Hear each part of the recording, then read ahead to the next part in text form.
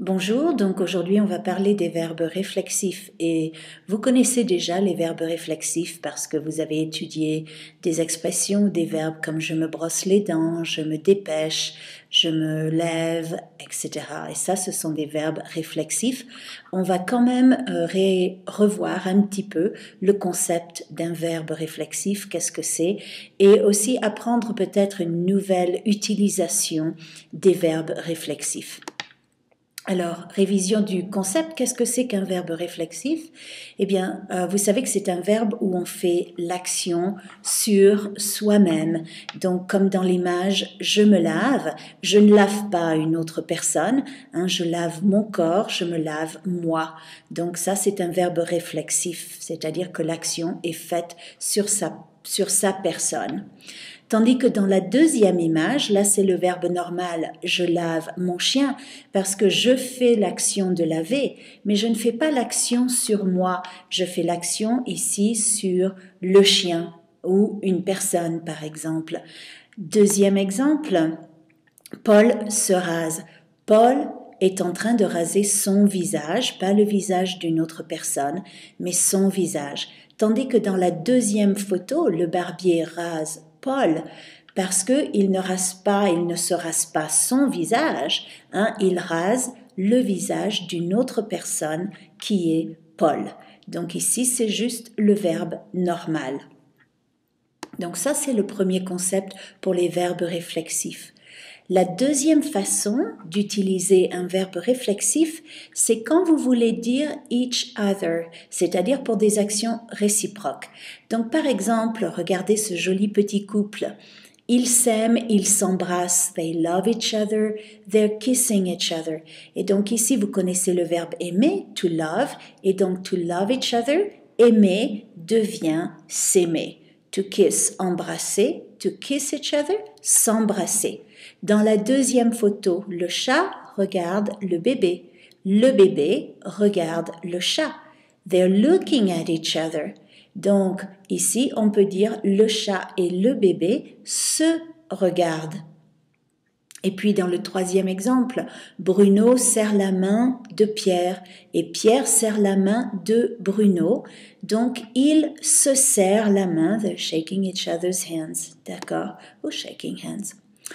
Alors, donc, encore une fois, pour dire each other, c'est très facile. Donc, quand vous avez le verbe aimer, to love, et vous voulez dire to love each other, vous avez simplement besoin de transformer aimer en verbe réflexif s'aimer. Donc, ici, regardez, we don't talk to each other. On sait que le verbe to talk, c'est parler. Donc, to talk to each other devient se parler et cette phrase devient nous ne nous parlons pas. Maintenant, you complete each other perfectly. Donc, to complete, c'est compléter. To complete each other, se compléter. Et on va dire, vous vous complétez parfaitement. Alors, comment est-ce qu'on conjugue un verbe réflexif? Vous savez probablement ça très bien, mais on va quand même le réviser un petit peu. Donc, vous savez qu'un verbe réflexif, il y a un pronom qui va avec le sujet. Je, me, tu, te, il se, nous, vous, elle se. Je me lave, tu te laves, il se lave, nous lavons, vous lavez, elle se lave. Pour la forme négative, pas trop difficile, je ne me lave pas. Donc, on garde le pronom avec le verbe, toujours. Et pour le reste, tu ne te laves pas, il ne se lave pas, etc. Pour le futur proche, going to, ok, je vais me laver, tu vas te laver. Donc, on a deux verbes et on met le pronom en sandwich ici, entre les deux verbes. Alors, comment est-ce que je vais faire une phrase négative? Quand vous dites « I am not going to wash myself », c'est dégoûtant, mais bon. Alors, « I'm not going to ». Donc, « not going to », ça va avec le verbe « aller », je ne vais pas, et « me laver ». Donc, si vous regardez, le pronom et le verbe principal restent ensemble. Tu ne vas pas te laver, etc.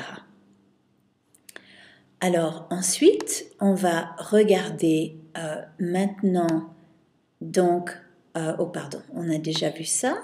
Alors maintenant, on va regarder avec deux verbes. Avec deux verbes, c'est exactement comme au futur proche. Pourquoi? Parce qu'au futur proche, il y a aussi deux verbes. Donc si vous dites I want to wash myself, je veux me laver, le pronom est encore en sandwich. Phrase négative, je ne veux pas, I don't want to, je ne veux pas me laver, et le pronom et le verbe principal restent ensemble. Alors, après ça, le passé composé, c'est un petit peu différent. Donc, si vous regardez le passé composé, ce qui est très important, c'est que vous devez mémoriser que les verbes réflexifs sont tous conjugués avec être. Donc, vous n'avez pas besoin de vous demander est-ce que c'est un verbe qui utilise avoir ou un verbe qui utilise être. C'est toujours être. Et n'oubliez pas que si vous faites le passé composé avec être, vous avez besoin d'accorder le verbe avec le sujet.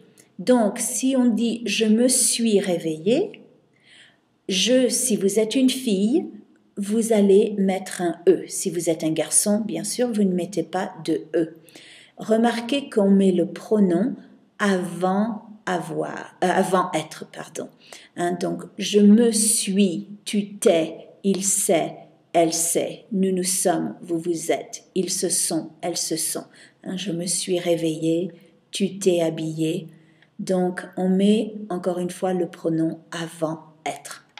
Je veux faire une phrase négative. Oh, I didn't wake up this morning. Je ne me suis pas réveillée. Au passé composé, la négation se met autour de être ou de avoir, si c'est un verbe avec avoir.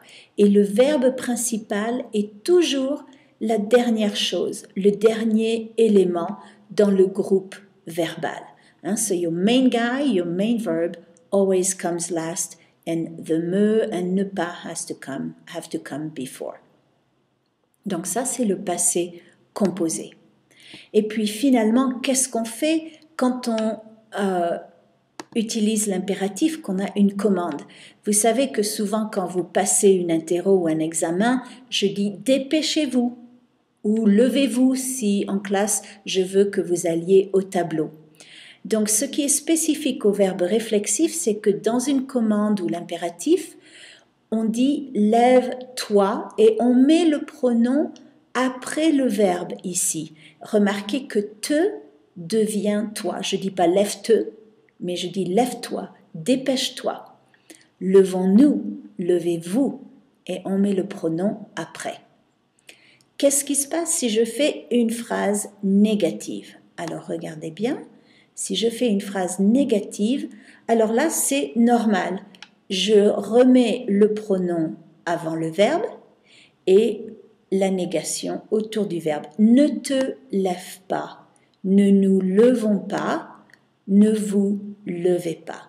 Et ça, c'est la forme négative de la commande.